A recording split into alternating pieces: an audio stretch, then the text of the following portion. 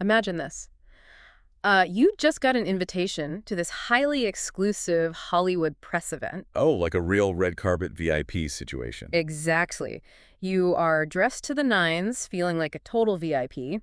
You walk up to the venue, the velvet rope parts for you, and you step inside the lobby. Sounds pretty glamorous so far. Right, but before you can even take in the room, a security guard steps directly into your path and holds out this heavy metal lockbox. Oh, wow. Yeah, and they don't want to see your ID again. They want your phone. They confiscate it right then and there. Just straight into the box. Straight into the box. So no pictures, no videos, no unscripted moments at all. That is wild. It really is. And welcome to this custom-tailored deep dive where we are taking you straight into the heart of a very strained, very controlled room today. We're looking at something pretty fascinating, right? Yeah, we're looking at this Page 6 article from July 2026. It detailed exactly this scenario at a massive press event for the new Tom Cruise film, Digger. Digger. And our mission today is basically investigating the blurring lines between film criticism and influencer marketing.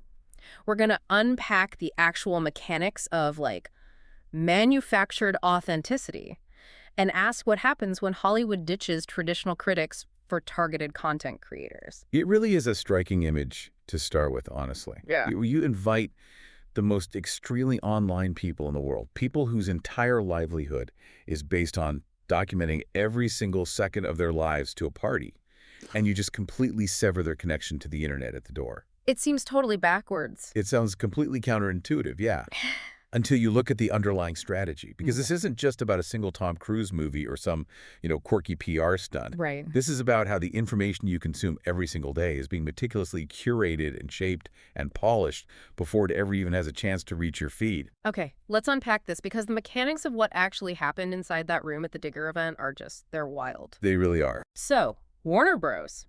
Invited more than 200 guests across 2 different time windows. 200 people. 200. But they filled that room almost entirely with influencers. Traditional entertainment media, the classic film critics, the seasoned journalists who usually get the first look. They had a surprisingly minimal presence. Almost non-existent, really. Yeah. And the studio didn't just take the influencers' phones and leave them with nothing to post. Right. That would defeat the purpose. Right, they need a promotion. Exactly.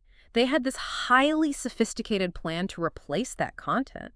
Instead of letting these creators capture their own organic, maybe, slightly blurry or poorly lit experiences, the studio supplied them with imagery. Oh, so they had their own people there. Yes.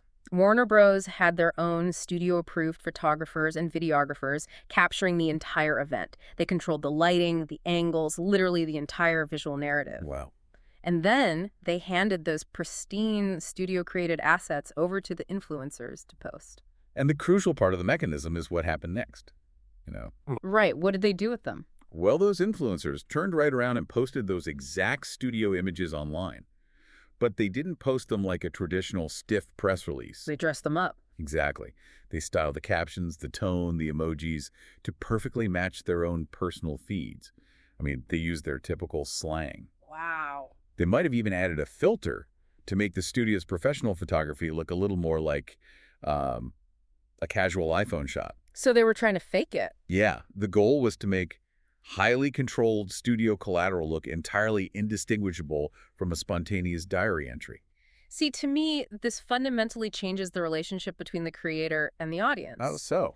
Well, it's like a restaurant taking your phone at the door, right? Yeah. And then handing you a glossy, professionally airbrushed photo of a burger with the fake steam and the perfectly melted plastic cheese. Oh, yeah, the food styling tricks. Exactly. And then they have you post it to your followers as if you just snapped it yourself sitting at the table. That's a great way to look at it. Or even better, it's like asking your mom for a restaurant recommendation, but finding out later that the restaurant pays her mortgage. Right. Like the recommendation she gives you might be technically accurate, but the undisclosed financial leverage completely destroys the utility of her opinion. At what point does curated access officially cross the line into outright advertising? What's fascinating here is the concept of manufactured authenticity and how it really plays on the psychology of the viewer. How does that work? Well, when you scroll through social media, your brain categorizes information very quickly. If you see a billboard or a traditional movie trailer, your guard is up. You know you are being marketed to. You recognize an ad. Right. But when you see a familiar face, a creator you follow, whose dog you know, whose daily coffee order you know, posting about a movie premiere, your brain categorizes that as a social recommendation. Oh, like a friend telling you about a movie. Exactly. The studios are hacking that parasocial relationship. They are manufacturing the authenticity. So the question becomes, is content authentic simply because a human creator posts it with their own thumbs? Right. Or does authenticity depend on how the moment was actually generated in the physical world? That is such a complex area to navigate as a consumer. Because, I mean, if you are scrolling through your feed on a Tuesday night, you are operating on the assumption that this creator is sharing their genuine, unvarnished life with you. You're not looking for tricks. Right. You aren't watching for the subtle signs of studio lighting and the reflection of their eyes. Which brings up the whole responsibility of disclosure. The current system relies on very, very flimsy boundaries. Yeah. I mean, should creators be required to explicitly state when the exact talking points, the footage, and the experiences were handed to them on a silver platter by a studio? I think they should. When you read a post, you really need to know if you are hearing from an independent journalist, an overly enthusiastic fan, or a promotional partner. Because right now, the machinery is designed to make those lines entirely invisible. And that invisibility has to be by design, which kind of makes me want to dive into the business case for this. Yeah, let's look at the money. Why would a major studio go to such incredible, expensive lengths to replace traditional critics with influencers? What is the actual financial upside to faking authenticity? It's all about risk. Right, because setting up a two-part, 200-person event with professional camera crews and lockboxes is not cheap. No, it's very expensive. But the financial upside boils down to predictability and targeted control. Think about how traditional movie marketing works. Okay. You buy a TV spot during a football game hoping the right demographic happens to be watching. Influencers, on the other hand, provide incredibly granular, targeted audiences. Oh, because they know exactly who follows them. Yeah, exactly. If a studio wants to reach 18 to 24-year-olds who love action sports and vintage cars, there is a specific creator whose entire audience fits that exact demographic. That's crazy specific. It is. But more importantly than targeting, influencers provide personality-driven content and, crucially, predictable enthusiasm. Predictable enthusiasm. That phrase is so telling because it highlights the exact opposite of what a traditional film critic provides. Completely the opposite. Critics bring independence, they bring a broader cultural context, deep historical analysis of cinema, and, let's be real, the most terrifying thing of all for a studio executive, The bad review. the very real threat of a negative judgment. A seasoned critic might walk out of that premiere and write a 2,000-word essay on why the movie is a complete disaster. Right, and the studios are essentially buying risk mitigation. From a marketing perspective, influencers offer rapid distribution to younger demographics and highly measurable engagement. Because of all the metrics. Yeah, you can track every like, share, and comment to calculate your return on investment. Critics might offer a smaller overall reach, but they possess a much higher cultural authority. Wait, I have to jump in here and push back a little on the idea that they are just doing two different jobs that happen to exist side by side. Okay, go ahead. If a creator's entire business model, I mean, their view count, their ad revenue, their cultural relevance, relies entirely on being invited to the next Warner Bros. Event, can they critically evaluate the film at all? That's a fair point. If you know that saying, this movie was actually kind of boring, means you never get to go to the exclusive phone-free party again. Doesn't that exclusive access create a mandatory, unspoken expectation of glowing coverage? It certainly creates pressure. They aren't just doing a different job. The job they are doing is structurally incapable of honesty. I hear that, but let's look at it from the influencer's perspective for just a moment. Okay. Most of these creators don't see themselves as film critics, and they never claim to be. They see themselves as hype men. They are entertainers, providing an experience to their audience. The experience of getting ready, walking the red carpet, rubbing shoulders with Tom Cruise. It's lifestyle content. Exactly. They aren't necessarily lying to their audience. They're delivering the spectacle their followers signed up for. The friction you're pointing out happens because the studio is trying to pass off that spectacle as legitimate critique. Oh, that makes sense. The studios are optimizing for the appearance of momentum. They want the timeline flooded with positivity. So, while influencers and critics are not interchangeable, the studios are treating them as if they are, precisely to drown out critical analysis. Just burying the bad reviews. Yes, If you flood the zone with 200 glowing influencer posts, a handful of mixed reviews from traditional critics just get completely buried by the algorithm. Wow. It is a total reshaping of the media landscape. And you bringing up the algorithm makes perfect sense. It actually reminds me of a concept from the legendary journalist Ted Koppel. Hey. Let's look at the broader cultural casualty of this shift. What actually happens to real journalism when it gets replaced by this studio-controlled algorithmic enthusiasm? Koppel had this incredibly prescient warning years ago. He argued that journalism is often weakened, not by direct aggressive censorship. It's not like the movies. Right. It's rarely the government shutting down the printing press or a studio explicitly banning a writer. Instead, journalism is weakened by trivialization. Trivialization, like making the discourse so fluffy, so weightless, and so shiny that the serious stuff just feels boring by comparison and eventually fades away. Precisely. In entertainment media today, this trivialization looks exactly like what we saw at the Digger event. How so? It's replacing serious, thoughtful critique with celebrity proximity. It's prioritizing endless reaction videos, red carpet outfit checks, and pure, unfiltered promotional excitement over genuine analysis. Yeah, you never hear about the plot or the cinematography. Exactly. It takes a medium meant for evaluation and turns it into a relentless hype machine. And because the algorithm favors high-energy, positive, visually stimulating content, the thoughtful 1,000-word review just doesn't stand a chance. So what does this all mean for the person listening to this right now, bringing this right to your doorstep as the audience? The one's actually consuming this stuff. Right. Are we losing serious film criticism because you just don't want it anymore? Are our attention spans so fried by scrolling that we'd rather see a perfectly lit photo of a creator standing next to a cardboard cutout of Tom Cruise than read a nuanced review? It's a tough question to ask. Or is it simply because media companies and studios financially starve traditional journalism out of existence by redirecting all their access and marketing dollars to TikTokers? It operates as a vicious cycle, really. As studios direct more access to influencers, the audience gets used to consuming movie news in that bite-sized, enthusiastic format. We just get trained to expect it. Right. And traditional outlets lose clicks, which means they lose ad revenue, which means they lay off their film critics. But the consequence of that cycle is severe. What's the consequence? When entertainment journalism becomes completely indistinguishable from a studio's PR rollout, it ceases to serve any public function. Right. It's no longer a guide helping you decide how to spend your hard-earned $20 in your Friday night. It becomes an echo chamber of engineered positivity that serves the studio's bottom line, not the consumer. Okay, but let's do a reality check on that bottom line. Because if this tightly controlled, influencer-driven model is so flawless for the studios, if they can just engineer a massive wave of algorithmic positivity and drown out the critics, does it actually guarantee a hit movie? That's the million-dollar question. The Page 6 article points out a glaring recent example where this exact strategy completely face-planted. Yeah, the financial reality is much more complicated than the marketing theory. The article brings up the recent movie Supergirl. Oh, right, Supergirl. This film enjoyed incredibly vocal, massive influencer support online. The timelines were absolutely flooded for weeks leading up to the premiere. I remember seeing it everywhere. Right. The message control from the studio was perfect, the initial reactions from creators were glowing, and the opening weekend awareness metrics were through the roof. But the movie completely flopped at the box office. Exactly. The hype failed to translate into actual ticket sales, which is a fascinating look at how the algorithm tricks even the people who run it.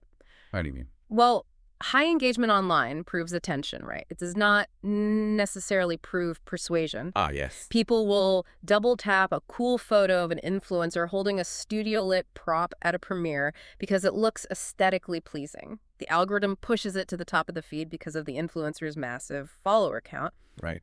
But that action fails to trigger the psychological trust required for persuasion. It doesn't mean the viewer's going to get off their couch, drive to the theater, and buy a ticket. That's such a crucial distinction. A controlled event can guarantee consistent imagery, and it can certainly manufacture visibility, but it cannot guarantee long-term credibility or actual box office performance. People see through it. When an audience sees an influencer holding a studio prop, even if it's dressed up as a casual post, on some subconscious level, their brain categorizes it as an ad, not a genuine recommendation. Here's where it gets really interesting, because you can buy the reach, you can manufacture the visibility, But can you really manufacture word of mouth? That's the challenge. I have to wonder if this tightly managed promotion actually creates suspicion among audiences rather than curiosity. It definitely can. Like, if every single post I see about a movie is a 10 out of 10 glowing over-the-top masterpiece review, my guard immediately goes up. It enters this uncanny valley of hype where it just doesn't feel human anymore. This raises an important question about the tension between organic versus engineered buzz. The holy grail for studios, the most effective promotion possible, is when audiences can no longer tell who was paid, who was invited, and who was just genuinely excited. That blur again. They want that seamless blend where the hype feels entirely homegrown. They want you to think everyone is just organically losing their minds over how good the movie is, so you feel FOMO, fear of missing out, and buy a ticket to join the cultural conversation. But that exact ambiguity, which the studios view as brilliant, frictionless marketing, is ultimately a massive trust problem. Right. If you manufacture visibility so heavily that it mimics organic word of mouth, you are playing a very dangerous game. You might win the opening weekend, but you are eroding the foundation of audience trust. Which brings us directly to you, the audience, and the heavy burden of media literacy. Because right now, the burden is entirely on you to be the detective. It really is. You are the one who has to distinguish between spontaneous enthusiasm and excitement that was heavily shaped by embargoes, studio photography, and carefully designed event spaces. The burden is staggering when you think about it. Yeah. I mean, who holds the responsibility here? Is it on the studio to be transparent about their lockboxes and lighting rigs? Maybe. Is it on the influencer to disclose the exact conditional nature of their invitation? Is it on the social media platform to police it with algorithmic tags? Or is it on the viewer? Or is it simply on you, the viewer, to scrutinize every pixel of a post while you're just waiting in line for coffee? And let's be real, the standard solutions we have just aren't cutting it. We've all seen the little hashtag sponsored or ad buried at the bottom of a caption. Right at the end. But does that tiny label actually explain the subtle psychological influence of relationship building? Does sponsored capture the fact that the person posting will literally lose their livelihood, their access to the stars, and their relevance on the platform if they say they hated the movie? It definitely doesn't. How are you supposed to evaluate a movie recommendation when you know the massive hidden stakes for the person giving it? The word ad doesn't even begin to cover the depth of the conflict of interest. If we connect this to the bigger picture, it reveals a fundamental limit to the studio's power. Studios can absolutely control the rollout. Right. They have the money to confiscate the phones, they can approve the lighting, they can select the guest list to ensure maximum compliance. But they cannot fully control what audiences remember or what they ultimately believe once the lights go down in the theater. The movie still has to be good. Exactly. When the public inevitably discovers that a spontaneous viral moment was actually highly engineered in a room with no phones, the backlash is severe. Oh, yeah. It damages long-term trust against both the creator who posted it, who now looks like a sellout, and the studio that orchestrated it, who now looks desperate. It's like the curtain being pulled back on The Wizard of Oz, and once you see the heavy machinery pulling the levers, you can never unsee it. Every post from that creator is forever tainted with suspicion. So let's bring all of these threads together. Let's do it. We started at the velvet rope of the bizarre, phone-free zone of the Digger Press event, looking at how studios manufacture authenticity by supplying their own glossy assets. Yep. We explored the ruthless business logic of replacing unpredictable independent critics with eager, access-dependent influencers who offer targeted reach. The predictable enthusiasm. Exactly. And we saw how this strategy actively trivializes journalism, flooding the zone with promotional excitement until serious critique gets starved out. Right. And finally, we examined the absolute limits of this manufactured hype, looking at how the Supergirl flop proved that you can buy algorithmic attention, but you cannot buy the psychological trust required for box office success. The source material actually leaves us with a brilliant, highly distilled truth to sum all this up, which is control ends where memory begins. That is a great quote. A studio can manufacture the image for an opening weekend. They can flood your feed with predictable enthusiasm. But the audience ultimately decides whether the moment felt true in the long run. Wow.